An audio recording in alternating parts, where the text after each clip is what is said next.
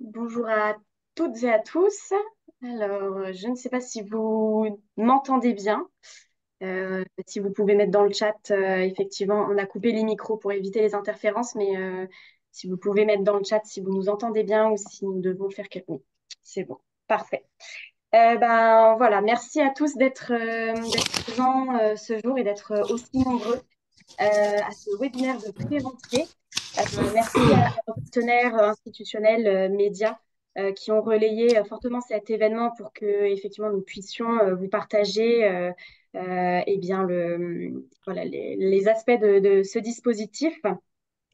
Ce webinaire, il est à destination des enseignants et responsables de groupes n'ayant jamais participé, mais bien évidemment, on accueille les personnes qui ont déjà participé les années précédentes. Avant de rentrer dans le vif du sujet, sachez que ce webinaire, il sera disponible en replay, que nous vous enverrons sous 7 jours, à l'issue de ce dernier. Donc, il y aura Valentine, donc moi je suis Amélie et Louana, donc on est chargés de coordination tous les deux au niveau national et international. Et Valentine va tout à l'heure arriver pour faire la modération dans le chat pour répondre à vos questions. Mais sachez qu'il y aura un temps de questions-réponses à la fin de ce webinaire également. On va également vous mettre à la fin de ce webinaire un document vous permettant aussi si on n'a pas eu le temps de répondre à toutes vos questions ou si des questions vous viennent à l'issue de ce webinaire, on va vous mettre un lien vers un document vous permettant de poser vos questions et on vous fera une réponse synthèse à l'ensemble des participants. Et en même temps, on vous partagera ce lien de replay de webinaire. Petite dernière chose, également, toutes les informations que l'on va vous transmettre aujourd'hui ne sont pas encore disponibles sur notre site internet puisqu'il est actuellement en maintenance.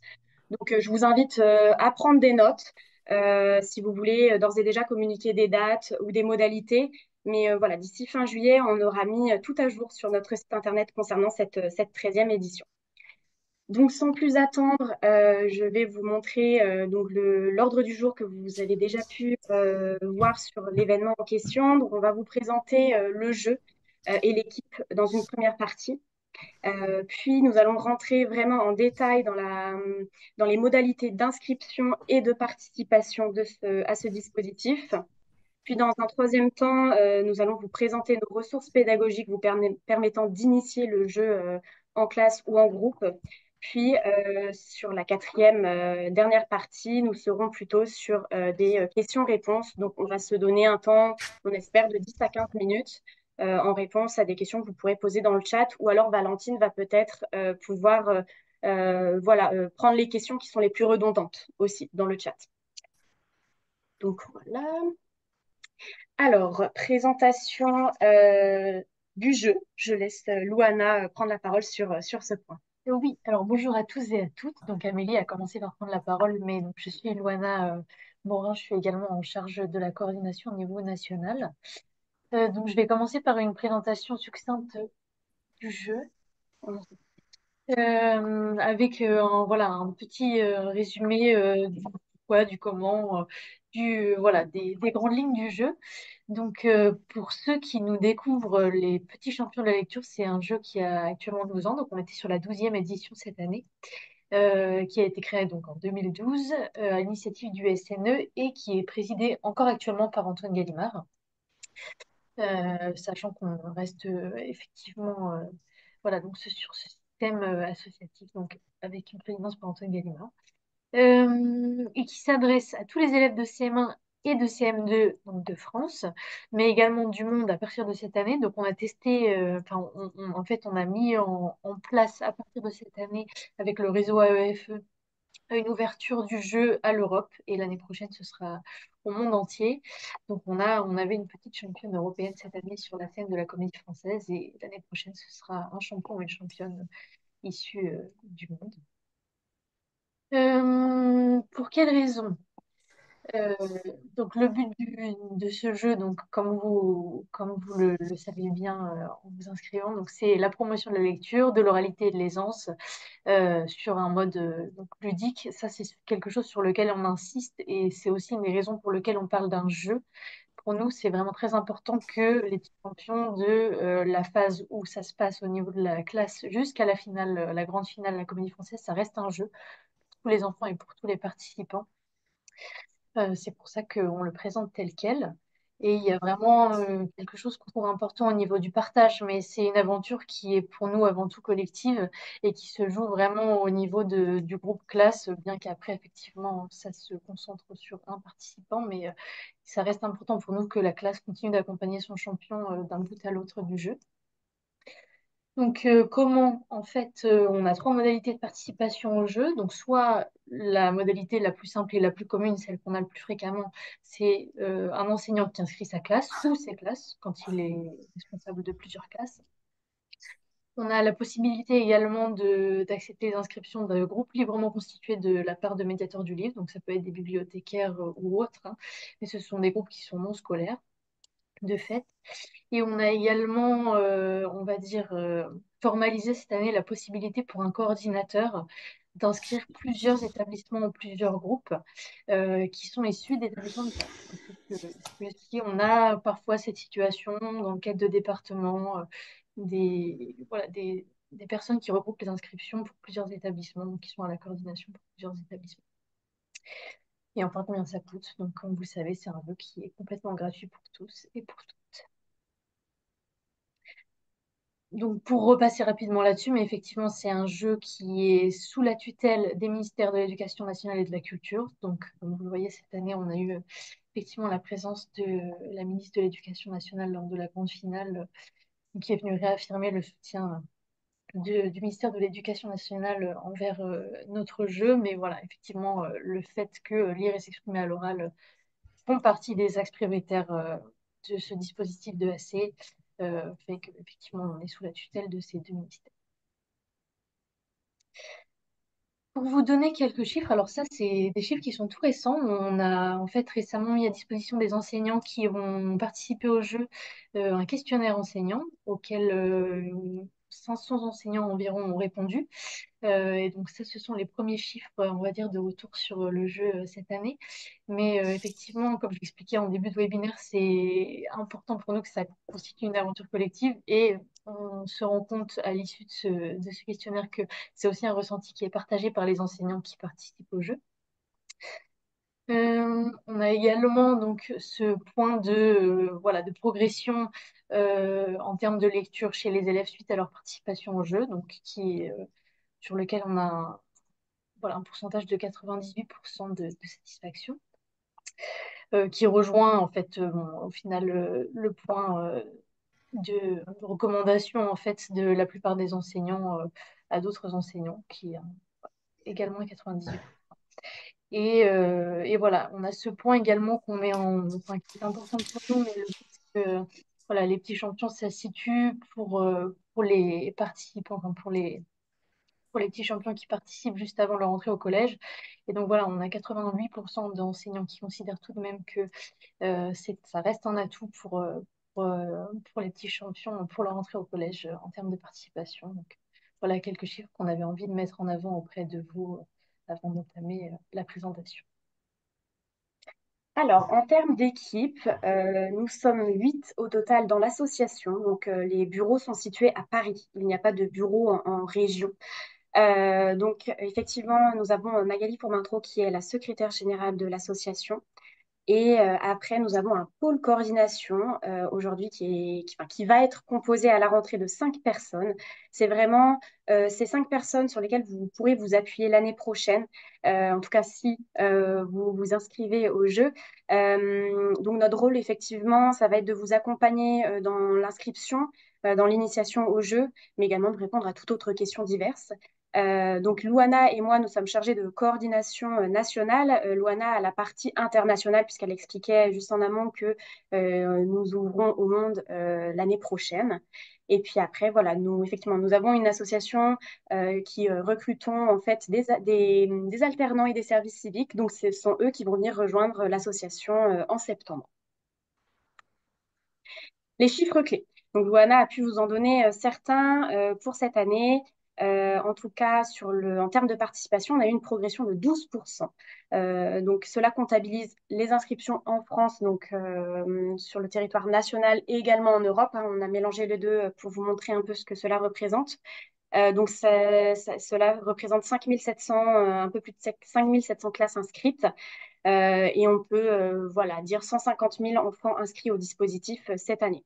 Il y a un bon partage entre les différentes classes inscrites, hein, autant de CM1, de CM2 et de classes de double niveau.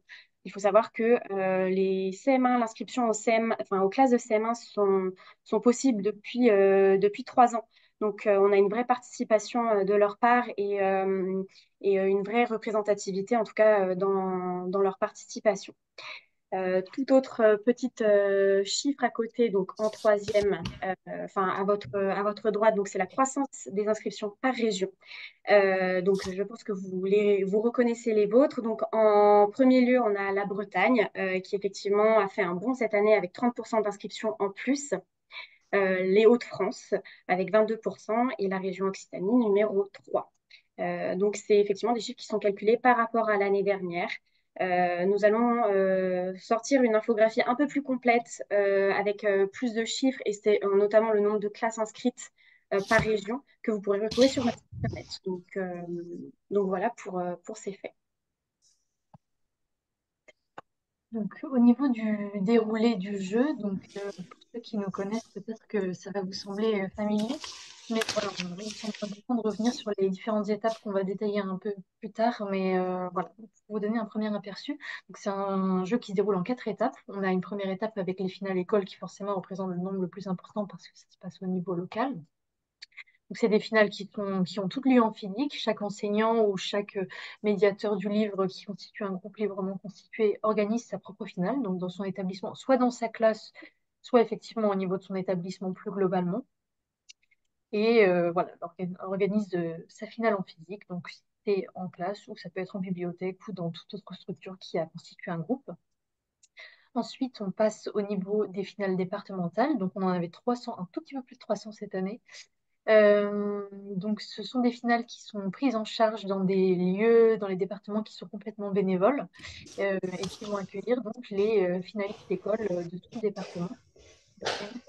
Les affectations des finalistes sur ces finales départementales, donc dans tout type de lieux culturels, hein, bibliothèque, théâtre, atelier, cinéma. On a beaucoup de typologies de lieux différentes. Donc, encore une étape qui a lieu au niveau physique. Et ensuite, on passe sur les étapes régionales. Donc, les étapes régionales, on en a une majorité qui ont lieu en physique. On en avait 9 cette année, on en aura 10 l'année prochaine. Donc, on augmente. Le centre Val-de-Loire va passer au format physique alors qu'il était précédemment au format vidéo. Donc voilà, on a un format qui reste hybride sur les finales régionales. On vous détaillera plus tard les régions qui sont au format physique et les régions qui sont au format vidéo. Et enfin, donc on a la grande finale à la Comédie Française, donc à la fin de l'année, à la fin du mois de juin, qui a lieu tous les ans. Donc au niveau du calendrier, donc pour reprendre les étapes que je vous détaillais à l'instant, donc cette année, on a une petite nouveauté qui me semble importante de mentionner. On va avoir un processus de préinscription au jeu qui va avoir lieu sur Adage du 1er au 8 septembre. Ça signifie quoi? En fait, notre plateforme est détachée de la plateforme Adage et enfin, pour nous, il est important, et également pour le ministère de l'Éducation nationale, que les inscriptions soient raccords sur les deux plateformes. Donc, en fait, on va avoir une première préinscription du 1er au 8 septembre où on va demander à tous les enseignants de renseigner le fait qu'ils participent au jeu cette année sur Adage. Et les inscriptions officielles pour les petits champions vont s'étaler le 9 septembre. Donc, vous aurez une période d'inscription qui va pouvoir s'étaler du 9 septembre au 2 décembre. Donc, sur cette période, vous pourrez inscrire votre classe à notre jeu et commencer à initier le jeu en classe, hein, bien entendu. Et voilà, les finales écoles pourront commencer à avoir lieu du 2 décembre au 26 janvier. Alors, c'est la période que nous, on signifie. Bien sûr, si vous avez envie de la faire à partir du moment où vous êtes inscrit, à tout moment, vous pouvez réaliser votre finale école en classe. Donc, on a également la petite spécificité des nuits de la lecture, donc sur la fin des finales écoles du 23 au 26 janvier. Donc, nous, on donne la possibilité aux enseignants, s'ils le souhaitent, de réaliser leur finale école au cours de cette période, ce qui vous permet parfois de créer des partenariats, de faire ça dans des lieux qui sont inhabituels hors de l'école, dans le cadre de cette période un peu plus spécifique. Donc voilà, jusqu'au 26 janvier. Suite au 26 janvier, donc nous, on va avoir une période où on va récupérer donc l'ensemble des finalistes écoles que vous nous aurez désignés. On va les assigner sur des finales départementales qui auront lieu du 8 février au 30 mars. Petite chose qui a son importance, ça a déjà eu lieu cette année, mais sur les départements avec un fort taux de participation, on organise un premier tour et un second tour. Donc on a un ensemble de finales premier tour et tous les lauréats des finales premier tour sont ensuite convoqués au second tour. On va le redétailler un peu plus tard, mais c'est pour vous donner une idée un peu de l'état. Donc il est possible qu'en départemental, votre finaliste ait à passer par une première étape, puis par une deuxième étape avant de passer en finale régionale. Donc ensuite, on a l'étape des finales régionales, donc du 12 avril au 21 mai, donc dans un lieu unique pour chaque région, donc avec 10 finales physiques et 4 finales vidéo. Et enfin, la grande finale qui aura lieu donc l'année prochaine, le 25 juin. C'est toujours un mercredi après-midi. Alors du coup, on va pouvoir passer en détail sur les modalités de participation et d'inscription. Je vais tout d'abord venir sur les modalités d'inscription. Alors il y a deux modalités différentes en fonction de votre statut. Comme on l'expliquait en amont, en fait, vous pouvez être un enseignant, un médiateur du livre ou un coordinateur. Donc pour les enseignants et médiateurs du livre, c'est un établissement, une structure égale un compte. Donc on a la préinscription sur Adage, donc début septembre. Puis, vous devez passer sur notre site internet, passer sur le formulaire d'inscription. Il y a une activation de votre compte à faire. Donc, c'est quand vous êtes sur le formulaire d'inscription, typiquement, on vous demande de renseigner une adresse mail qui va vous servir après de connexion tout au long de l'année. Et c'est sur cette adresse mail-là que vous allez devoir vous connecter pour cliquer sur un lien d'activation. Et après, vous reconnecter à votre compte. C'est un paramètre de sécurité en plus. La troisième étape, une fois que vous avez fait cette activation, vous êtes connecté avec vos identifiants. Vous devez inscrire votre établissement ou votre structure et vous avez la possibilité d'inviter vos collègues. L'invitation de collègues cette année va permettre en fait de donner la main à d'autres personnes de votre structure sur le compte. Donc, il y a effectivement une personne qui fait la démarche d'inscription et après, elle invite en fait ses autres collègues. Admettons, vous êtes plusieurs dans l'établissement à vouloir participer. Vous faites la démarche d'inscription, donc vous êtes le premier à inscrire votre établissement. S'il y a un deuxième collègue qui voilà, n'a pas connaissance que vous ayez fait ces démarches-là, dans tous les cas, quand il va tenter d'inscrire votre établissement, ça va lui notifier un tel est déjà inscrit au nom de votre établissement. Donc là, il va devoir se rapprocher de vous. La quatrième étape, c'est inscrire votre classe ou votre groupe, ou vos classes, vos groupes. Ensuite, inscrire votre date de finale école sur le site.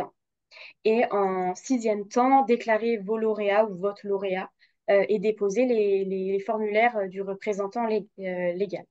Il faut savoir que toutes ces étapes, elles sont, enfin, jusqu'à l'inscription de votre classe groupe, donc la quatrième étape, c'est ce qui va vous permettre d'être inscrit officiellement au jeu. Si vous arrêtez à juste l'activation du compte, ça ne fonctionnera pas. Vous n'arriverez plus à vous connecter au-delà du 2 décembre pour déclarer des petits champions parce que vous n'êtes pas allé au bout des démarches. Donc là, il y a un point vraiment important d'aller jusqu'au bout.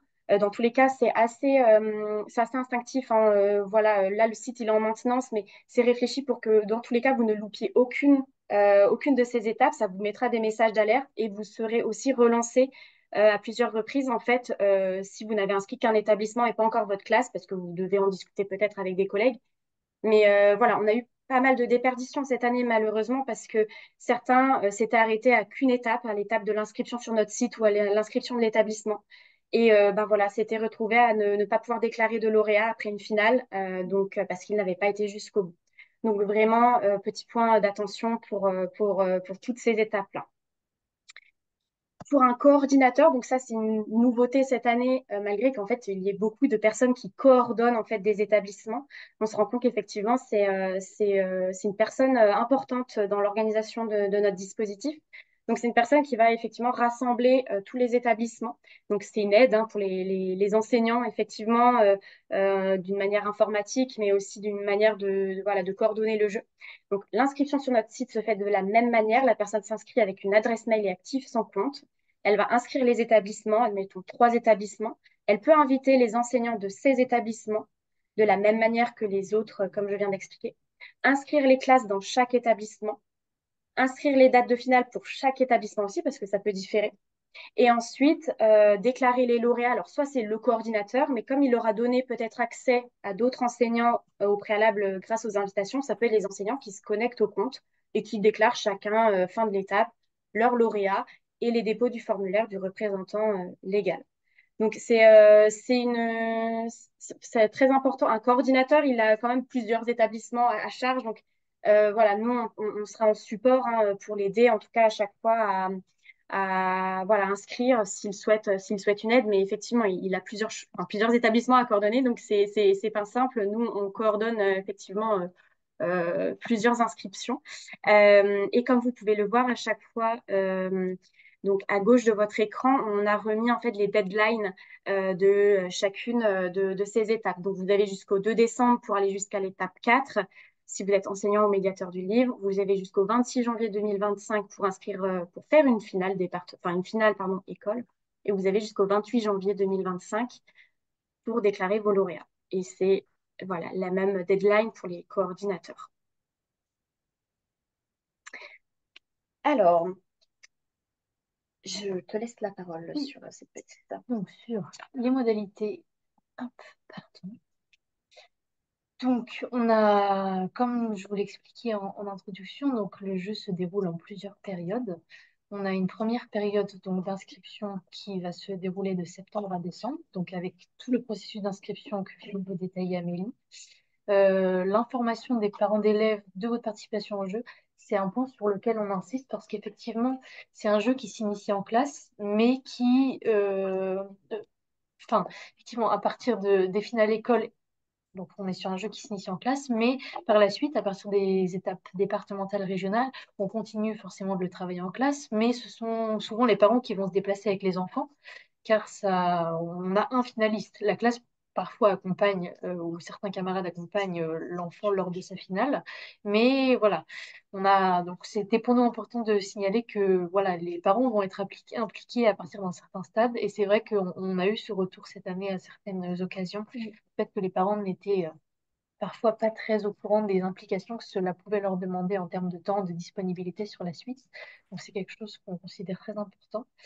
Donc sur cette période, on a également le démarrage du travail de lecture à voix haute en classe. Donc on a toute une série d'outils pédagogiques qu'on vous présentera rapidement à la fin du webinaire pour vous aider à initier ce travail en classe.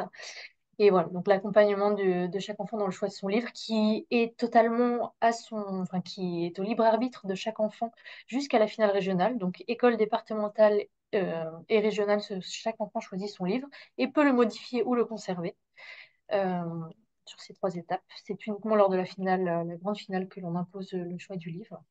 Et enfin, le fait de définir une date de finale classe-école. Donc ça c'est un processus qu'on impose à partir de cette année, de manière à voilà, avoir une meilleure vision sur, voilà, sur le déroulé des étapes école de notre côté. Et pour que vous soyez certain, effectivement, également d'avoir eu le temps d'organiser cette finale école avant les dates de déclaration des lauréats. Donc voilà, cette première étape donc, de finale école dont je vous parlais, elle a lieu de décembre à janvier. Mais comme je le disais, à partir du moment où vous êtes inscrit, vous pouvez initier le jeu en classe et organiser votre finale école. La seule information à prendre en compte, c'est que l'étape de déclaration des lauréats, elle, la date ne va pas changer. Mais bon, à partir du moment où vous avez organisé votre finale, euh, vous avez vos lauréats, donc vous pourrez les déclarer lors de la date de déclaration. Petite information importante, mais si une classe ou groupe est inscrit pour un établissement, l'établissement déclare un lauréat. Si plus d'une classe ou groupe est inscrit pour un établissement, on a deux lauréats, une fille et un garçon, à déclarer pour l'établissement. Donc voilà, dans l'idée. Et voilà, donc à partir jusqu'au 28 janvier, le mardi 28 janvier au plus tard, on a la déclaration des lauréats et le dépôt des formulaires. Donc, c'est important de s'y prendre un peu en amont au niveau des formulaires parce que c'est vrai qu'on a remarqué des petits délais et cette année, on a certaines personnes qui se sont retrouvées un peu démunies sur le temps qu'il a fallu pour les réunir pour les lauréats qui avaient été désignés pour une école. Donc, les formulaires sont disponibles dès le début sur notre site. Donc, vous pouvez, dès que vous avez le nom de vos lauréats, les faire compléter pour les avoir en main au moment de la déclaration de vos lauréats. Alors, la deuxième étape donc, de notre jeu, qui sont les finales départementales, donc qui se déroulent entre février et mars. Donc, nous convoquons vos lauréats aux épreuves départementales qui, elles, s'organisent principalement des mercredis et des samedis. Donc, c'est des périodes hors temps scolaire. Donc, c'est pour ça qu'on parlait effectivement de l'importance de prévenir les parents parce que ça les concerne directement pour les envoyer au lieu de finale départementale. Brièvement, pour vous faire un rapide tour de comment ça s'organise de notre côté. Donc, comme l'expliquait Louana précédemment, on a des finales départementales qui sont en 2 tours en fonction du taux de participation. Cette année, on avait 25 départements qui étaient concernés. Donc voilà, on va pouvoir. Là, on n'a pas encore la liste réellement définie. Là, cette année, là où on avait le plus de finalistes écoles, c'était dans le Nord et dans les Bouches-du-Rhône. Donc voilà, je ne sais pas si vous êtes voilà, des enseignants ou des responsables de groupe dans ces départements-là. Mais effectivement, on a eu 9 finales premier tour et on a dû départager les finalistes de ces 9 finales en fait par une 10e étape qui était le second tour. Et dans l'Île-de-France également. Oui, l'Île-de-France était concernée avec tout le temps des 2 tours. Donc ça, c'est quasi sûr que dans ces départements, je pense que la participation ne va pas baisser d'un coup. Donc voilà, là, on est assuré pour l'année prochaine pour en tout cas ces départements. Il peut y avoir plusieurs finales au sein des départements, comme il peut y en avoir qu'une seule, une finale, un département unique. Alors, plus on progresse dans le jeu, moins on a cet exemple-là. Mais effectivement, c'est en fonction du taux de participation, en fonction du nombre de lauréats à école, eh bien, on va dépêcher, nous, on va contacter un nombre de lieux pour organiser ces finales-là. Donc, effectivement, certains s'étonnent des fois de devoir faire enfin, 30 minutes, 1 heure de route pour déposer leur enfant ou aller avec leurs enfants jusqu'à une finale. C'est parce que quelquefois, c'est la seule date, c'est le seul lieu et on n'avait besoin que d'un seul lieu dans tous les cas, où on n'en avait besoin que de 2. Donc voilà, nous on essaye au mieux effectivement d'avoir une bonne représentativité dans le département, une au nord, une au sud ou une à l'ouest et une à l'est, mais quelquefois on fait aussi en fonction euh, des, euh, des demandes des lieux accueillants, puisque comme on ouvre à vous le jeu en inscription, on ouvre aussi le jeu inscription pour les organisateurs de finale départementale qui veulent déposer une candidature qu'on étudie par la suite. Donc, on est accueilli dans des lieux divers et variés, des bibliothèques, des théâtres, des ateliers canopés, des centres culturels, des cinémas.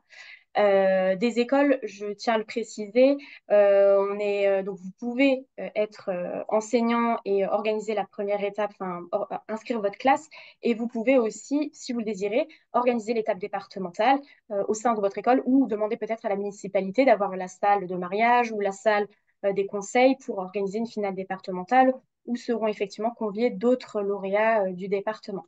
C'est fort probable. Et en tout cas, on a une bonne participation des écoles en fait, sur ces lieux accueillants. Il y a entre 12 et 20 lauréats qui sont convoqués par étape. Ça dépend encore une fois du taux de participation et de la proximité des lieux entre les lauréats et puis les lieux de finale départementale. Et après, le lieu organisateur, en tout cas, nous, on lui livre un événement un peu clé en main pour qu'il puisse l'organiser, mais effectivement, il est en totale autonomie sur la gestion. Hein. Nous, comme vous le présentez, on est 5 dans l'équipe, mais on ne peut pas aller sur les 301 finales départementales. Donc, on laisse vraiment les organisateurs en totale autonomie, avec effectivement un nombre de documents pour qu'ils puissent être à l'aise sur ce type d'événement. Et ils constituent notamment leur propre jury. Voilà. Si on en revient aux enfants, les participants ont possibilité de garder leur ouvrage utilisé lors de la finale école ou de le changer. Et ce sont les organisateurs de finale départementale qui vont déclarer les lauréats. Ils ont également eux aussi un compte Claire. sur lequel ils doivent déclarer les lauréats à l'issue de chaque étape. La troisième étape, donc, qui se déroule en un mois, avril et mai, c'est les étapes régionales. Donc, une fois qu'on a connaissance de tous les finalistes départementaux, premier tour et second tour, donc on les convoque au final régional.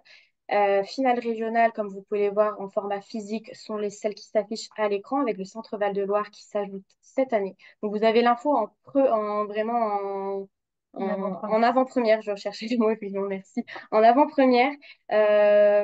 Donc c'est une très bonne chose et dans tous les cas, à terme, in fine, on aimerait vraiment que toutes les finales s'organisent en format physique pour effectivement, puisque c'est un exercice qui se prête eh bien, en physique beaucoup plus qu'en vidéo. Mais en tout cas, sachez qu'on organise aussi les finales régionales en format vidéo. On compose les jurys pour l'ensemble de ces finales, de ces 14 finales régionales. On réunit effectivement des membres des médiateurs du livre, de l'éducation nationale, des partenaires en fait. Et ça crée toujours de très beaux échanges, que ce soit en physique ou en vidéo. Pour les finales régionales en vidéo, on aura reçu en amont les vidéos de vos lauréats qui auront été filmés en finale départementale. Donc voilà, mais ça c'est indiqué à l'organisateur. Vous n'avez pas de prise en charge de filmer ou autre, c'est vraiment l'organisateur de finale qui est prévenu en amont s'il doit filmer ou non. Par contre, du coup, l'équipe, nous, on se déplace sur les finales régionales physiques. Donc, on a l'occasion, effectivement, de rencontrer les enseignants et les parents sur ces étapes.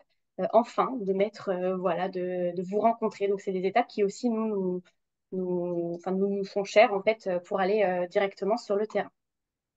Donc, là encore, soit le lauréat garde son ouvrage ou le change. Dans certains cas, vous avez la possibilité dans ces finales régionales physiques de venir avec votre classe. Alors, soit parce que vous avez un lauréat qui est convoqué, soit voilà, parce que ça fait partie d'un projet une continuité du jeu des petits champions de la lecture. Vous avez envie de voir comment est une finale et vous avez envie d'impliquer vos élèves là-dedans. Donc, on accueille de plus en plus de scolaires sur nos finales régionales physiques, puisqu'on démarche des lieux qui ont des belles capacités d'accueil. Donc voilà. On propose une aide à hauteur de 100 euros pour le finaliste et son accompagnateur référent pour les déplacements en régional. Donc voilà, ça c'est une information, je pense, qui n'est pas des moindres, mais en tout cas, sachez qu'on le propose. Enfin, pour la quatrième étape, donc c'est l'étape de la grande finale qui a eu lieu très récemment pour nous parce que c'était mercredi dernier.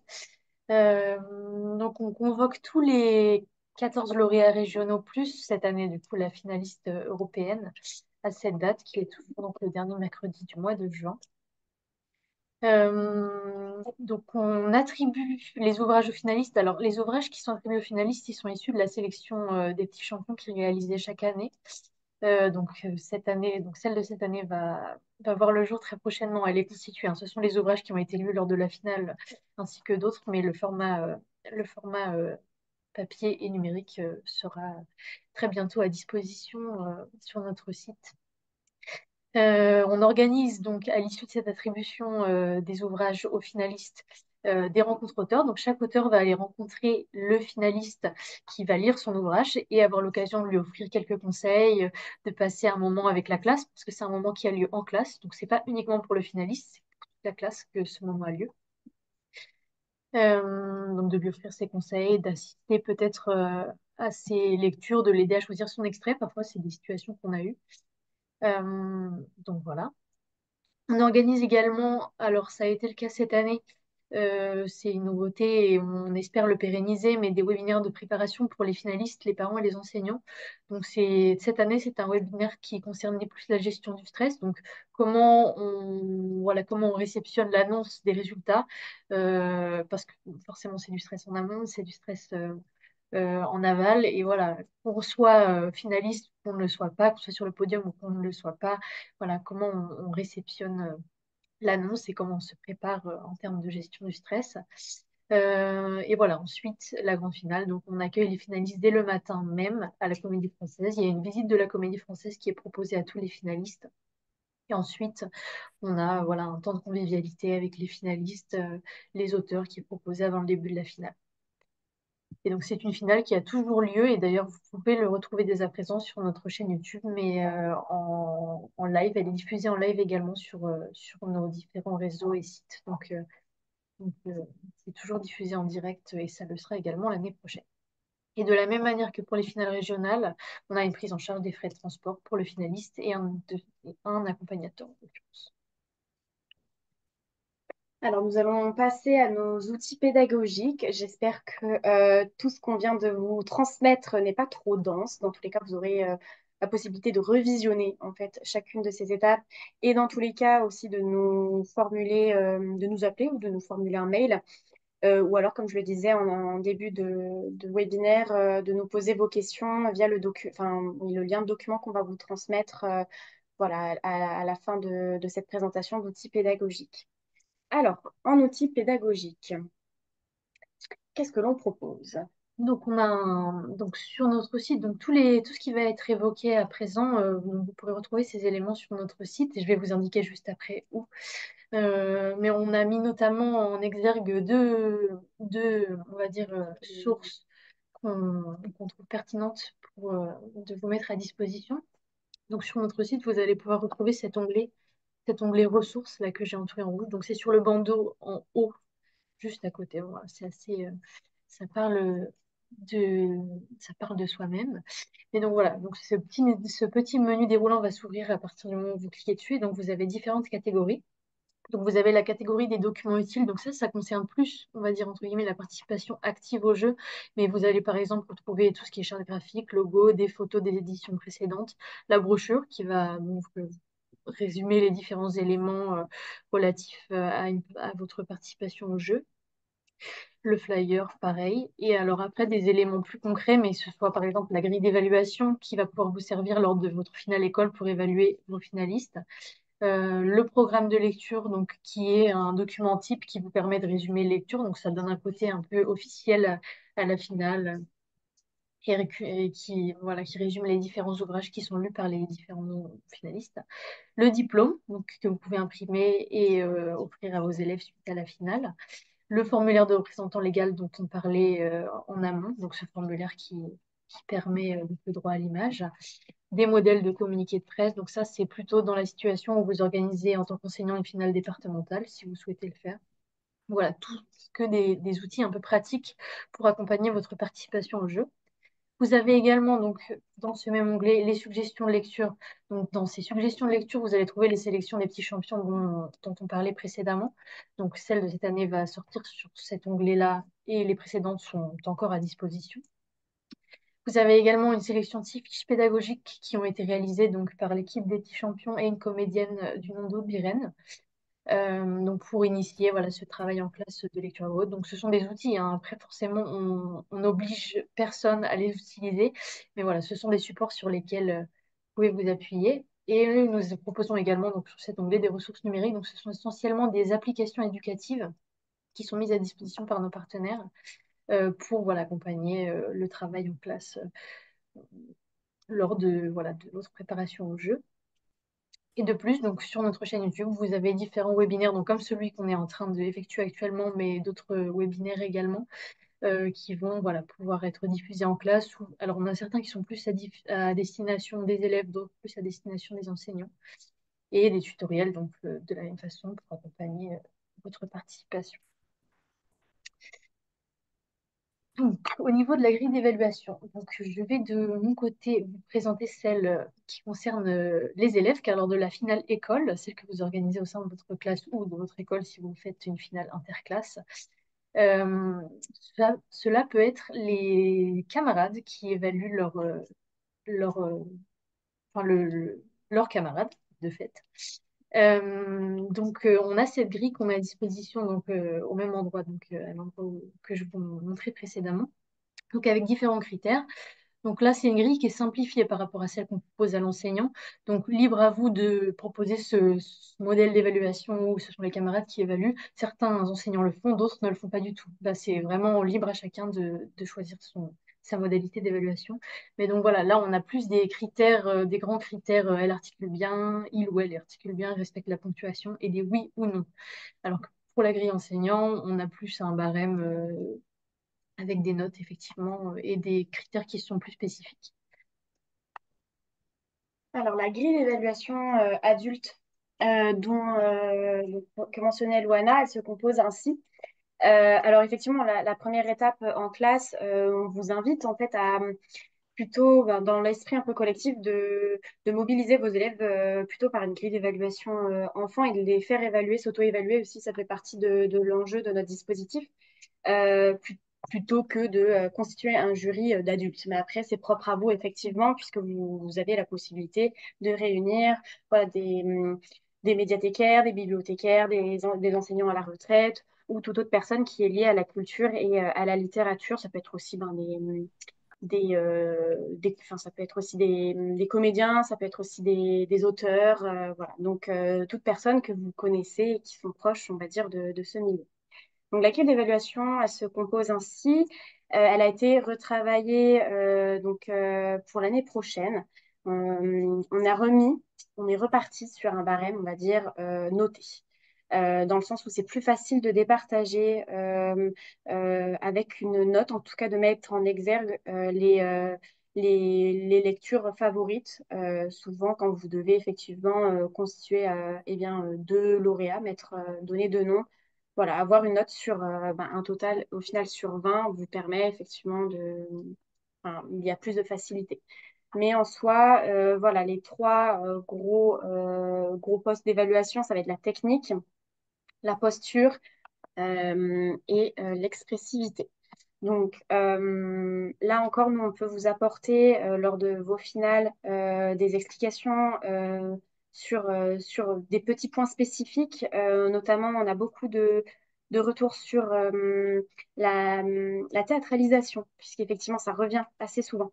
C'est très compliqué de fermer un peu une grille d'évaluation et de mettre dans une case qu'est-ce que c'est la théâtralisation. Il y a enfin, c'est assez flou en fait comme limite. Là, on vous invite vraiment à vous référer, aux vidéos de nos derniers petits champions nationaux, entre autres Enzo et Jean, qui en fait effectivement ont été élus parce qu'ils avaient effectivement une bonne expressivité, ni trop, ni pas assez.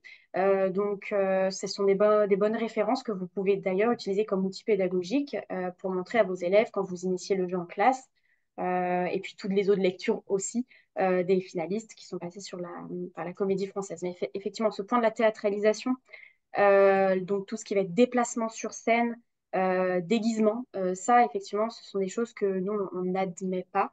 Mais après, effectivement, tout ce qui va être après de l'ordre de faits et gestes, tant que l'enfant, en fait, reste aussi captivé par son texte et ne le détache pas trop ses yeux, qu'il n'ait pas un sentiment de connaissance par cœur, on est effectivement dans l'évaluation propre eh bien de la lecture à voix haute.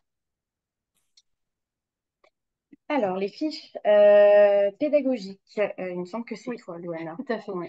Donc, c'est les 6 fiches pédagogiques que j'évoquais tout à l'heure, donc lors de notre introduction sur les outils pédagogiques. Donc, on en a 6 qui ont été réalisées donc, par Aude Virène, qui sont accompagnés. En fait, on a mis à disposition, en regard du document numérique, de courtes vidéos tuto, donc qui sont vraiment très courtes, hein, mais qui résument la fiche et peuvent parfois servir d'introduction si vous voulez les présenter en classe ou si vous voulez peut-être vous donner une idée de ce à quoi ça va ressembler avant de l'aborder. Donc, on en a 6 qui, entre guillemets, peuvent être prises dans cet ordre. C'est pour ça qu'elles sont rangées ainsi. Mais on a voilà, ce premier point de prendre la parole devant les autres. Donc, comment on travaille la lecture en collectif. Et c'est ce point qu'on expliquait en début de webinaire, mais qui nous paraît très important, lire en collectif. Et comment, en fait, avoir aussi une critique bienveillante de l'autre, lire, mais aussi écouter lire. Donc, la deuxième fiche, donc plus sur la compréhension du texte. Donc là, ça rejoint plus le point de technique hein, qu'on expliquait tout à l'heure au niveau de la grille d'évaluation. Donc, les mots difficiles, la ponctuation, le rythme, l'écoute.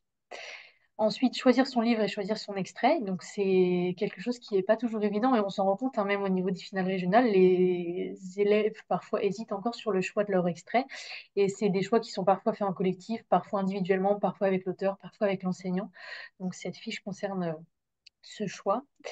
Euh, le travail de la lecture à voix haute. Donc, comment on fait passer des émotions, comment on interprète, comment on gère ce rythme. Euh, donc la fiche numéro 5 donc, concerne plus le détail de la grille d'évaluation élève, les critiques bienveillantes donc, que j'évoquais à l'instant. Et enfin, la fiche numéro 6 qui a été élaborée en partenariat avec Lilipool, qui est un de nos partenaires et qui fait partie donc, des applications que vous pouvez retrouver sur notre site et avec lesquelles on a travaillé sur cette question de gestion des émotions également cette année pour le webinaire qui a été proposé aux finalistes. Donc, comment on se relaxe, comment on se concentre, comment on anticipe la finale et les émotions qui vont avec. Et je rajouterais, c'est ce que suggère Aude, c'est vraiment de prendre dans l'ordre ces fiches-là, puisqu'effectivement, avant tout de suite de rentrer dans le vif du sujet avec un livre, un extrait, c'est d'abord effectivement d'initier une prise de parole en public et la compréhension d'un texte, parce que la capacité de faire passer des émotions vient par la compréhension du texte. Donc là, on peut travailler sur n'importe quel texte, un texte en commun avec tous les élèves, et puis comme ça, au moins, ils ont un regard aussi égaux en fait sur leur performance et puis sur l'évolution qu'ils vont avoir de semaine en semaine. Et après vient effectivement le choix du livre et de l'extrait. Et effectivement, au fur et à mesure, le choix de l'ambassadeur de la classe. Et vraiment, le dernier point, c'est la gestion du stress, comme l'expliquait Loana. Alors, la sélection des petits champions de la lecture, donc on va être sur notre quatrième édition, en tout cas de cet outil-là. Donc, cette année, elle va paraître en septembre 2024, mais les ouvrages ont déjà été sélectionnés en mai dernier. Donc, nous, on a eu 29 maisons d'édition qui ont proposé des ouvrages. On a eu 54 propositions d'ouvrages cette année. On a eu un comité de sélection indépendant, donc 6 membres, donc des enseignants, des bibliothécaires, des médiathécaires et des personnalités du monde de la culture et de la littérature également. Donc ces 6 membres ont lu les 54 ouvrages et en ont sélectionné 26 pour leur qualité littéraire et leur diversité. Nous les avons ensuite après classés par thématique, les thématiques histoire, humour, qu'est-ce que l'on peut avoir d'autre, fantaisie. Et on a aussi cette année, d'ailleurs depuis l'année dernière, donc une catégorie dédiée aux 10 et une catégorie facile à lire pour les élèves, soit de CM1 effectivement, voilà, qui ont peut-être un peu plus de difficultés dans cet exercice-là ou soit même un CM2 hein, qui voilà, a des difficultés tout court avec la lecture, l'expressivité orale. Voilà, vous pouvez effectivement vous aider de ce guide de sélection pour parfaire votre bibliothèque cette année. C'est pas une obligation de choisir l'ouvrage de l'enfant dans ce guide de sélection. Encore une fois, c'est un outil qui va vous guider, qui vous aide, c'est un support, mais il n'y a aucune obligation. Donc, il s'adresse aux enfants, aux parents, aux enseignants et aux médiateurs du livre. Donc, vous pourrez le retrouver sur notre site donc dès septembre, puisque là, il est en cours d'édition. Concernant les webinaires, là, vous allez pouvoir retrouver en replay sur notre chaîne YouTube trois webinaires, en tout cas les 3 derniers que l'on a réalisés. Les deux, Lire à voix haute, quel plaisir et comment gérer son trac, donc en partenariat avec Bayard Éducation et l'UMNI. Et nous avions effectivement à l'intérieur, ces webinaires étaient animés par Raphaël Sodinos et Rémi Choran. Ce sont en fait des webinaires et que l'on va d'ailleurs le prochain, donc le 20 novembre prochain, on va proposer ce même format. C'est sur un temps de classe. Donc, vous vous inscrivez au webinaire et vous projetez l'écran en classe avec vos élèves. Et ce sont des exercices qui sont faits en direct, donc avec vos élèves. Ce sont des choses qui sont aussi, après, du coup, disponibles en replay. Donc, vous pouvez les remettre à tout autre moment d'un temps de classe ou d'un temps atelier si vous êtes un groupe librement constitué. Et on a Aude Virène qui a, en plus de ses 6 fiches pédagogiques, réalisé un webinaire, initier ses élèves à la lecture à voix haute. On a eu pas mal de participants, tout comme aujourd'hui. Et elle répond en direct aussi à des difficultés rencontrées par les enseignants sur l'initiation de la lecture à voix haute. Donc, ça vaut le détour vraiment parce que vous allez peut-être rencontrer les mêmes problèmes voilà, que certains enseignants de l'année dernière. Et voilà, c'est assez intéressant de voir comment enfin, son approche en tout cas est très, très intéressante de par sa formation, effectivement. Donc, le prochain webinaire, vous pouvez le noter, le 20 novembre 2024. C'est une thématique sur la lecture à voix haute. On ne sait pas encore réellement quelle va être la thématique précise, Mais en tout cas, c'est une date qui a été évoquée avec notre partenaire Bayard. Donc voilà, on va pouvoir vous le proposer à vous ainsi qu'à vos élèves et vos participants. Donc enfin, donc on arrive sur donc les derniers outils qu'on souhaitait vous présenter, mais on a plusieurs tutoriels qui seront disponibles également donc, sur notre chaîne, mais également, je vais l'évoquer après, sur les chaînes de certains de nos partenaires. Donc on a par exemple les tutos de Bertrand Perrier, donc, qui est un avocat et qui était également spécialiste de l'art oratoire, et qui sont donc disponibles sur notre chaîne YouTube, donc sur ces trois critères qui sont issus de la grille d'évaluation, la technique, la posture et l'expressivité. Donc, on vous invite à effectivement les visionner pour peut-être vous donner un meilleur aperçu de ce que veulent signifier ces différents critères sur la grille d'évaluation adulte. Donc, il était également membre du jury hein, cette année lors de la grande finale à la Comédie Française. Et on a également donc, des tutoriels qui sont disponibles sur, comme je le disais, sur les chaînes YouTube de nos partenaires. Donc, par exemple, Bayard Jeunesse, avec la participation d'anciens petits champions, en l'occurrence, qui voilà, répondent aux questions que vous pouvez voir en bas de l'écran. Donc, voilà, comment on améliore sa prononciation, comment on choisit son texte. Donc, c'est des points qui rejoignent un peu également hein, ce qu'on a sur les fiches pédagogiques, hein, mais voilà, donc là en vidéo et on va dire de manière peut-être un peu plus ludique, si vous souhaitez les diffuser à vos élèves, c'est également des possibilités avec ces vidéos-là. Donc on arrive sur la fin de notre webinaire. Donc on tenait à vous remercier. Alors pas d'inquiétude, hein, il va y avoir un temps de questions juste après. Mais on tenait avant tout à vous remercier d'avoir été présents. Vous êtes plus de 200 à être connectés actuellement, donc c'est aussi important pour nous de voir que voilà le jeu continue d'intéresser et toujours plus d'enseignants nouveaux. Donc pour nous c'est très important ces temps d'échange et de présentation du jeu, donc étant donné qu'il évolue chaque année, hein, cette année encore. Et voilà, donc au nom de toute l'équipe des petits champions, on tenait à vous remercier pour votre présence aujourd'hui. Pour avoir plus d'informations et pour être tenu au courant également des différents points qui vont venir hein, en termes de calendrier, d'organisation du jeu, on a une newsletter qui est disponible sur notre site. Donc, comme vous pouvez le voir là sur la capture d'écran qui est juste ici. C'est tout en haut du bandeau, donc vous avez un endroit où vous pouvez cliquer newsletter. Ça va vous rediriger vers un endroit plus bas sur la page où vous pouvez remplir vos informations et être tenu au courant des différents points de calendrier et d'organisation qui arrivent pour la 13e édition à venir. Alors, est-ce que vous avez des questions sur tout ce qu'on vient d'évoquer précédemment? Alors, Valentine, je vois qu'elle est très active dans le chat. Je la vois depuis tout à l'heure.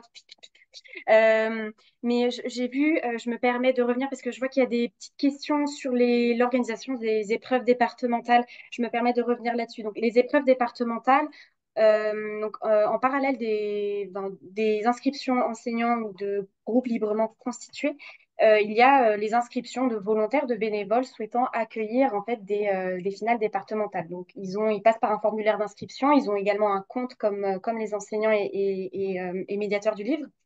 Et ils doivent renseigner enfin, renseigner le lieu, enfin, l'adresse de la structure, le lieu où il se trouve, ainsi que nous faire des propositions de dates pour accueillir les épreuves départementales. Donc, ce sont vraiment des bénévoles, hein. Comme je le disais, on a effectivement quelquefois les académies qui vont faire la coordination des épreuves départementales dans leur département.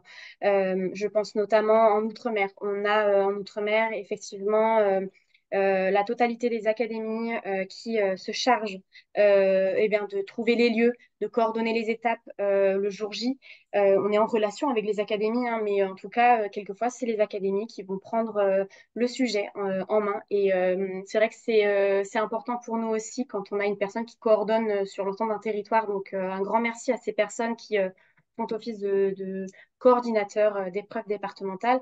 Mais encore une fois, voilà, ça diffère dans les départements. En tout cas, quelquefois, l'académie va, on va dire, s'emparer de la coordination. Des fois, l'académie voilà, va rester un peu plus euh, en retrait, mais voilà, parce que ce sont des inscriptions indépendantes, donc on a des cas un peu particuliers en fonction des départements. Donc, mais voilà, moi, pour m'occuper de l'outre-mer, je sais que l'outre-mer, en tout cas, c'est suivi de très près par les académies.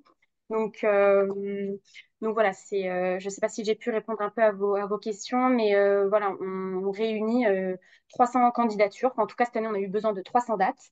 L'année prochaine, peut-être plus. Et à chaque fois, du coup, on les valide. Et en fonction de là où se trouve votre petit champion, petite championne, on les convoque au plus proche, dès lors que on le peut. Alors, je ne sais pas s'il y avait d'autres questions. Quelle est la durée de l'extrait à lire? C'est 3 minutes. 3 minutes avec à peu près plus ou moins 10 secondes, on va dire, sur ces 3 minutes. Et on laisse la possibilité d'introduire l'extrait en une vingtaine, trentaine de secondes en amont de l'extrait. Donc, le contextualiser un peu quand est-ce qu'arrive l'extrait, pourquoi on parle de ces personnages. Voilà. Je prends la question de Karine, qui est coordinatrice REP. Si elle demande si la préinscription est obligatoire. Elle n'est pas obligatoire dans un sens. Elle est fortement, enfin, on vous invite fortement à le faire pour recenser effectivement le parcours EAC de vos élèves. Cette année, il y avait 50 000 élèves inscrits, enfin, qui ont participé à notre jeu, qui étaient inscrits sur Adage, enfin, qui ont eu un parcours référencé. Sachez que dans tous les cas, Adage sera ouvert tout au long de nos inscriptions. Donc, c'est-à-dire que si vous n'avez pas fait la préinscription la première semaine de septembre, vous pourrez tout de même référencer ce parcours-là en octobre ou en novembre. Donc voilà, ça peut être différé en tout cas. Mais c'est une volonté, nous, en fait, on est attaché effectivement à ce référencement-là. Donc, c'est pour ça qu'on a mis en place cette année cette préinscription. Et d'ailleurs, vous pouvez le faire dès maintenant, puisque on l'a mis en place hein, sur Adage. Vous pouvez le faire. Si vous voulez ne pas attendre septembre, vous pouvez le faire dès maintenant. J'espère avoir répondu à votre question, Karine. Céline Caillé. Voilà. Je lis aussi les commentaires un peu positifs parce que ça fait aussi du bien. Participant depuis plusieurs années, je confirme la richesse de ce concours et l'intérêt auprès de tous les élèves, candidats, lauréats, auditeurs. Merci Céline. Effectivement, c'est une aventure collective, autant élèves, enseignants, familles, mais toutes les parties prenantes au jeu. Et c'est pour ça que quand on arrive en épreuve régionale, on voit vraiment la force de tout cela. Donc c'est très enrichissant aussi pour nous, équipe, de voir l'ampleur du dispositif chez chacun. Ouh, j'ai eu du mal. Alors, on a également Véronique qui nous demande comment s'organisent les finales départementales en 2 tours. Donc ça, c'est un point qu'on évoquait effectivement au niveau du taux de participation. Donc nous, ce qu'on va faire, c'est qu'on va convoquer, imaginons qu'on a, mettons, 80 lauréats écoles pour un département. Donc, on va répartir ces lauréats idéalement sur 4 finales départementales. On aura 20 lauréats. On essaye de faire 20 lauréats maximum par finale départementale. Donc, ça, si on a 80 lauréats dans un département, ça implique minimum 4 finales départementales. Premier tour. Et en fait, la possibilité d'une finale départementale second tour va s'enclencher à partir du moment où on a plus de 3 finales premier tour. Donc là, si on en a 4, on aura un second tour. Si on a 3 finales premier tour, on n'aura que des premiers tours et on aura 3 finalistes départementaux pour un département. C'est un peu effectivement complexe Ouais. toute cette organisation départementale. Le but étant qu'on a de plus en plus d'inscrits, donc on trouve des moyens pour rester, enfin, pour ne pas se retrouver en finale régionale, par exemple, admettons, avec 30 participants, puisqu'on a une jauge de 20 par finale. Et même cette année, malgré cette règle de second tour, en Nouvelle-Aquitaine, ils étaient 25 à la finale régionale. Mais bon, en Nouvelle-Aquitaine, voilà, c'est une région qui est dense, donc je pense que c'est inévitable. Mais voilà, donc on essaye au mieux effectivement d'avoir 20 lauréats maximum sur que ce soit des finales départementales, régionales et à la Comédie Française. Dans tous les cas, ça restera au nombre de 15 pour ben, voilà, toujours ce côté eh bien pas trop long parce qu'effectivement 3 minutes fois 20, il faut que tout le monde puisse les écouter et que ça, voilà, que ça crée un moment quand même assez sympathique pour tous, autant les membres du jury que l'auditoire, que même les lecteurs aussi qui sont dans l'attente de passer ou qui sont déjà passés. Donc ce second tour, il est là pour pallier justement à trop d'élèves, on va dire, trop de finalistes en finale régionale. Donc, on départage par ce second tour dès lors qu'on a des départements avec beaucoup de participants. On a une question qui revient souvent hein, dans le chat, donc j'y réponds également oralement, mais sur le fait que d'inscrire une partie de sa classe quand on a des classes à double niveau, donc CE2, CM1 par exemple, oui, vous pouvez tout à fait inscrire uniquement vos CM1 si vous avez une classe en double niveau CE2, CM1 par exemple. Quelqu'un dit au second tour, il n'y aura que les quatre finalistes. Peut-être expliquer que non, il y aura au moins 6 finalistes. On va pas non, Vas-y, commente ça parce que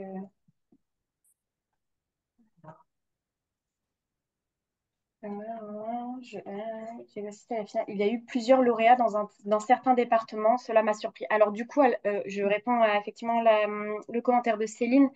Euh, la règle du second tour permet, je ne sais pas si c'est le mot, mais effectivement, enfin, va permettre qu'un département n'ait pas plus de 3 représentants lors de la finale régionale. Donc, dans tous les cas, un département aura soit un, soit deux, soit 3 représentants maximum.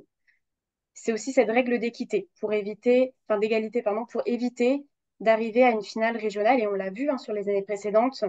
Je prends le cas de la finale PACA il y a 2 ans, finale régionale Provence-Alpes-Côte d'Azur. On avait 8 finalistes des Bouches-du-Rhône et dans le Var, on n'en avait qu'un seul. Alors effectivement, on pourrait se dire, bon, bah oui, il faut mettre en avant ceux qui participent le plus, avec les départements avec le plus de taux de participation. Mais l'envie est déjà d'avoir un maximum de 20 élèves par régional et aussi d'avoir une égalité, une représentativité pardon, par département, nous a fait mettre en place cette règle qui a bien fonctionné cette année. Alors, effectivement, certains vont se retrouver avec un, certains avec trois, mais honnêtement, c'est le consensus qu'on a trouvé vraiment pour éviter d'avoir voilà, enfin, voilà, comme je disais, 10 représentants par département et que un pour un autre. Et comme ça, après, effectivement, eh bien, on a oui, une bonne égalité lors des passages de lecture et chaque département a quasi la même chance, on va dire, pas de gagner, mais voilà, de voir un Être lauréat remporter, représenté. quoi. Voilà, de représenter.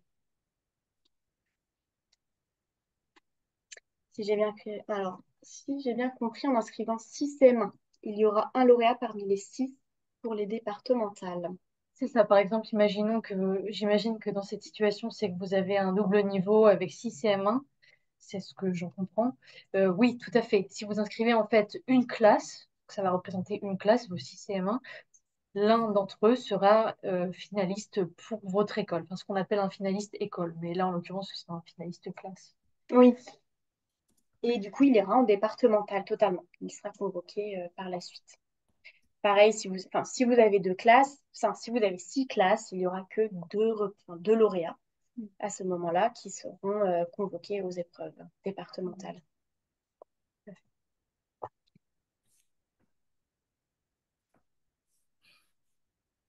Il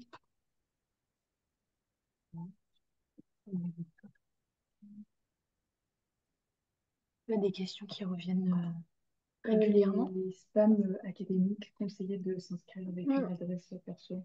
C'est vrai que c'est un souci qu'on a eu régulièrement cette année au niveau des adresses académiques qui est en fait rejeté, alors pas dans enfin pas toujours, mais ça arrive assez régulièrement pour que ce soit notable effectivement, qui rejetait nos communications.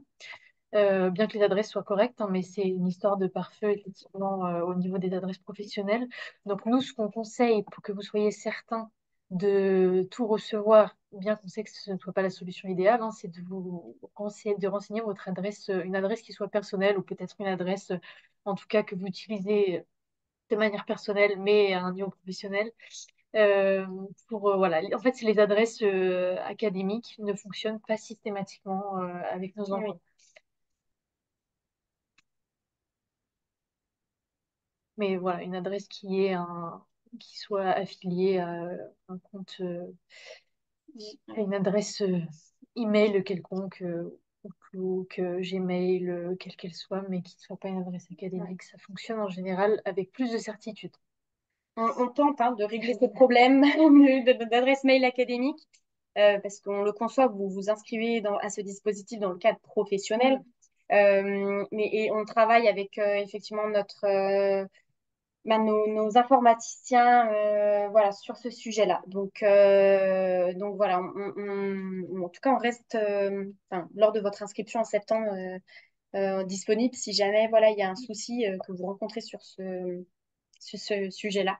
Trouver des solutions, mais celle qu'on a proposée l'année dernière, c'était de s'inscrire avec une autre adresse mail.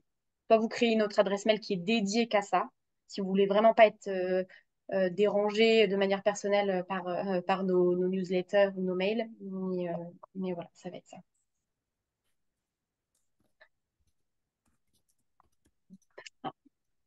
Alors, avec un quadruple niveau, Aurélie, effectivement, euh, vous avez effectivement c'est possible hein, de s'inscrire, même si vos élèves ne sont pas dans la tranche d'âge CM1, CM2, ça les fait toujours participer au projet.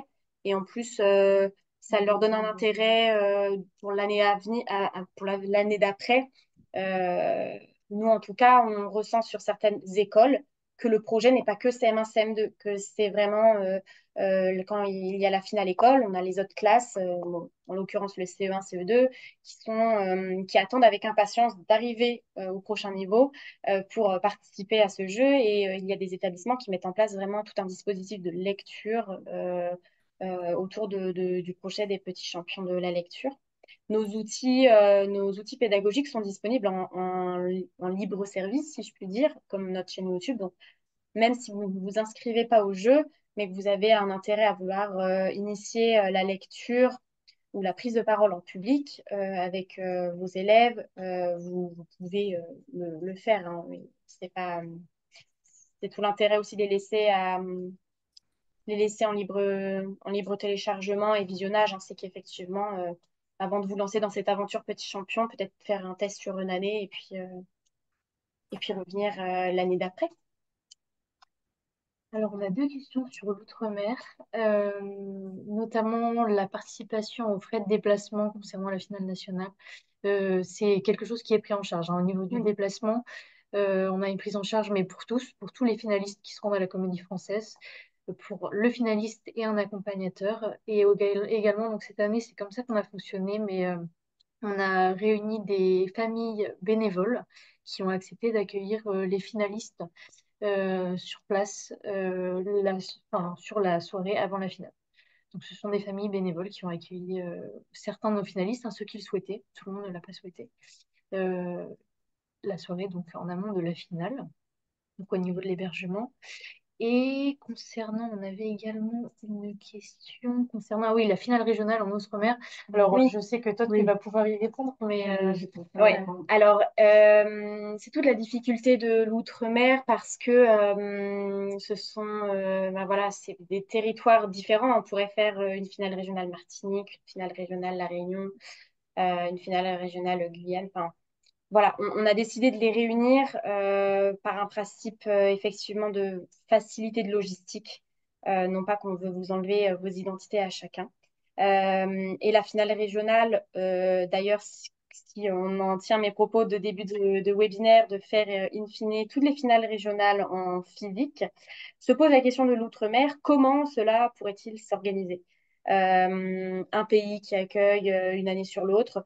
En fait, si vous avez des idées concernant une organisation enfin, plus chaleureuse, plus physique peut-être aussi, voilà, on est preneur.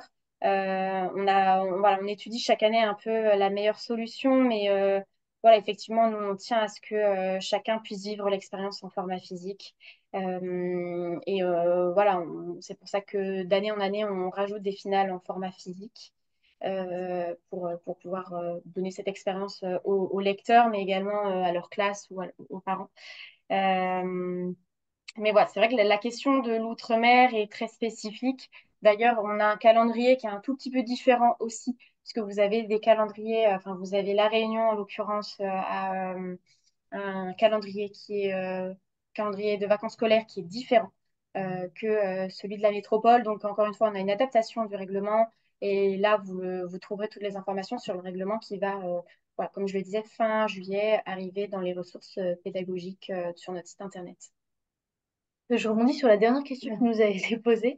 Est-ce qu'on peut assister à la finale à Paris avec notre classe si nous n'avons pas de finaliste? Alors oui, tout à fait. On a eu 15 classes, je crois, qui Oui, ont participé à la finale cette année. Donc, c'était plus de la moitié de la jauge, il me oui. semble. Des classes qui... Alors, on avait 4 classes qui étaient des classes de finalistes, mais pour le reste, ça ne l'était pas. Donc, en fait, ce qu'on réalise, c'est que de notre côté, on met à disposition un formulaire, il me semble, sur notre Oui. site, sur lequel vous pouvez vous inscrire si vous voulez nous signifier votre intérêt de participation à cette finale. Et ensuite, nous, on tire au sort parce qu'on a beaucoup de demandes pour venir assister à la grande finale à la Comédie Française. Et on vous contacte pour vous signifier que, effectivement, vous pouvez vous rendre avec votre classe à la Comédie Française pour assister à la grande finale. En fait, ça va se trouver, ça va être la dernière étape. Après le petit encadré déclaré vos lauréats, vous allez avoir un encadré inscription à la finale. Et il s'agit de l'inscription à la finale nationale. Donc, c'est pour vous inscrire au tirage au sort. Et après, le tirage au sort a lieu assez tôt après dans l'année pour pouvoir aussi laisser le temps aux établissements de s'organiser, de faire les déplacements quand même jusqu'à Paris. Donc, on vous recontacte, mais oui, hein, là, on est ravis d'accueillir le scolaire. Là, cette année, c'est la première fois qu'on accueillait autant de scolaires. Ils étaient 400 à la Comédie Française. Et c'était un vrai engouement. C'était super, en fait, de voir cela. Et pareillement, on lance un appel à participation lors des finales régionales en physique aussi pour que les classes se déplacent, qu'il y ait ou non un de vos élèves dans les finalistes. Plusieurs classes dans une école, est-il possible pour l'élection de l'école en janvier de faire un premier passage pour élire 6 candidats écoles et refaire un passage pour élire les 2 lauréats qui iront en départemental? Oui. Oui, oui, tout à fait. En fait, je ne sais pas si je vais pouvoir revenir sur la présentation. Ça va prendre un peu de temps. Ouais. Dans la partie ici. En fait, ça, ce sont nos conseils d'ailleurs que vous pourrez retrouver sur, sur notre site internet. Mais on vous conseille, si vous avez plusieurs classes, de faire vos finales classes. Et en janvier, après, au niveau de la temporalité, vous vous organisez un peu comme vous le souhaitez, mais dans un deuxième temps, en tout cas, de faire une finale école, réunissant les finalistes de votre classe et d'élire les 2 lauréats qui représenteront votre établissement en finale départementale. Ça, c'est des organisations qui sont relatives aux différents établissements, Mm. effectivement. Mais nous, à terme, en fait, il faut simplement que si on a 2 classes ou plus inscrites dans un établissement, on ait 2 lauréats pour cet établissement. Donc après, en interne, on a des façons de fonctionner qui sont parfois très différentes, hein, selon les enseignants et selon la façon dont vous organisez entre collègues. Mais effectivement, tout à fait, on a parfois des, voilà, des finales classes qui s'organisent et ensuite une finale pour l'ensemble de l'école avec les lauréats qui ont été élus dans chaque classe. Donc ça, voilà, en termes d'organisation.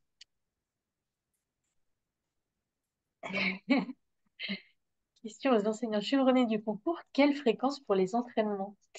Alors, nous ne sommes pas des enseignants chevronnés du concours, mais nous avons un petit, on va dire, un petit historique un peu de ce qu'on a pu voir au niveau des différents enseignants. C'est très variable. C'est extrêmement variable. On a pu, par exemple, cette année, tourner un reportage au cours d'une finale école avec, peut-être que vous la connaissez, une enseignante qui s'appelle Charivari à l'école, dans le centre Val-de-Loire, et qui proposait, par exemple, très régulièrement, toutes les semaines, des virelangues à ses élèves pour voilà, s'entraîner sur tout ce qui était articulation. Euh, donc ça, c'est compliqué de vous répondre, nous, à notre à notre position par rapport au jeu, mais c'est extrêmement variable. Ouais, tout dépend après du temps effectivement que vous avez avec vos élèves. On notifie également de créer un partenariat avec la médiathèque ou la bibliothèque du coin pour effectivement, enfin, pardon, du village, de la ville où vous habitez, enfin, où se situe votre école du moins, pour effectivement que cet accompagnement se fasse peut-être une partie à l'école et une partie à la médiathèque. En tout cas, ce sont des partenariats qui se font sur le territoire. Effectivement, je pense pour les enseignants aussi, ça leur dégage effectivement un peu plus de temps et d'avoir un soutien, en fait, surtout sur cette initiation, sur le choix du livre, de l'extrait. donc qui peut être assez important. Donc n'hésitez vraiment pas si vous n'êtes si vous n'avez si vous, si ne vous si vous ne vous êtes jamais inscrit encore au jeu, vous pouvez effectivement peut-être sonder la médiathèque ou la bibliothèque voilà, de votre ville, voir si un partenariat, voilà, un partenariat, c'est un terme un peu grotesque, mais si voilà, un lien peut se faire, un accompagnement peut se faire, et puis après, voilà, vous pouvez vous inscrire au jeu du coup à partir du 9 septembre. On nous demande dans le chat effectivement quelques titres de livres pour nos bibliothèques. Donc Valentine répond effectivement qu'elles sont déjà disponibles pour les années précédentes. Pour cette année, comme l'expliquait Amélie, ce n'est pas encore le cas. Cependant, sur notre chaîne YouTube, vous avez le replay de la finale et vous avez en fait les 15 titres qui ont été lus par les finalistes, qui sont les livres de notre sélection de cette année. Donc vous pouvez les retrouver sur notre chaîne YouTube, sur les différentes capsules qui sont isolées pour chaque finaliste. Vous pourrez retrouver la liste des 15 ouvrages lus cette année. Alors, je vois qu'il y a un peu moins de questions qui arrivent. On va continuer. Oula. On va continuer. Est-ce que tu peux renvoyer le lien? Alors, je voulais repasser, vous avez peut-être eu le temps de noter, mais ce sont nos coordonnées en fait pour nous joindre. Voilà, et bien à partir de maintenant jusqu'à la rentrée. Donc, nous y avons indiqué, je reprends la slide, les congés annuels. Donc là où effectivement nous ne serons pas, enfin nous n'aurons pas la possibilité, ou vous n'aurez pas la possibilité de nous joindre donc du 26 juillet au 4 août, au 4 août. Sinon, voilà, comme c'est noté, 9h30, 12h45, 14h à 18h par téléphone, par mail. Voilà, on est disponible et Valentine vous remet dans le chat le lien du document vous permettant de poser vos questions s'il vous en reste à l'issue de ce webinaire. Le document va rester ouvert voilà, à peu près 48 heures et après on va le clôturer pour formuler une synthèse avec les réponses qu'on peut vous apporter. Donc voilà,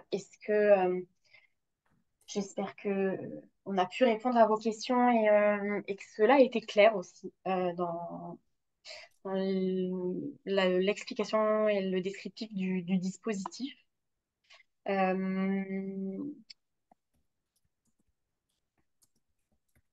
Donc voilà, on reviendra sur les questions d'ici une semaine et on espère qu'en tout cas sur en tout cas ce temps vous a été utile. Petite précision, on refera un webinaire juste avant la rentrée qui reprendra ces mêmes informations, mais on aura effectivement il aura lieu juste avant la rentrée. Non, ce webinaire-ci de présentation oui, mais le webinaire monde, on peut le annoncer. Le webinaire monde, effectivement, parce qu'on vient d'avoir la question, il aura lieu en septembre. Mais sur ce même modèle, pour la France, on le refera un peu avant la rentrée. Il sera le 18 septembre. Le 18 septembre. Oui, un webinaire de rentrée cette fois-ci et pas de pré-rentrée. On refera un webinaire le 18 septembre. Donc, peut-être un peu moins détaillé puisque là, il s'adressera vraiment à tout type, enfin, tout type, même ceux qui n'ont jamais, enfin, ceux qui ont déjà euh, participé. Donc, je pense que ce webinaire est très intéressant parce qu'on détaille vraiment étape par étape et l'implication que vous avez, vous, en tant qu'enseignant ou responsable de groupe, dans le jeu et qu'est-ce que vous avez comme droit et qu'est-ce que vous avez comme droit ou devoir, quoi. En tout cas, je remercie Magali pour son commentaire, débordé d'idées pour développer le goût à la lecture. Ben, merci à vous en tout cas de vous être connectés. On sent aussi voilà l'impulsion que le jeu peut avoir. En tout cas, de votre côté, on espère vous compter parmi nous bien, enfin, voilà, dans quelques mois à la rentrée. Et comme on vous le disait, oui, pour le webinaire de la rentrée, le 18 septembre, il faudra exactement faire comme pour celui-ci, s'inscrire. Et cette fois-ci, effectivement, on aura voilà, parce que, on aura une option d'inscription pour plus de 100 personnes. Là, on a réussi à l'ouvrir voilà, en milieu de webinaire, mais cette fois-ci, vous inquiétez pas, nous pourrons accueillir tout le monde puisque vous étiez 600 inscrits de base. Donc voilà, une forme de mobilisation. Bah, merci à toutes et à tous. Et encore une fois, voilà, n'hésitez pas, si vous avez des questions, nous sommes toutes toutes disponibles effectivement dans l'équipe coordination, puisque nous sommes exclusivement voilà, des femmes. Merci, bonne fin de Merci, bonne journée journée et à tous. voilà, à très bientôt. Au revoir.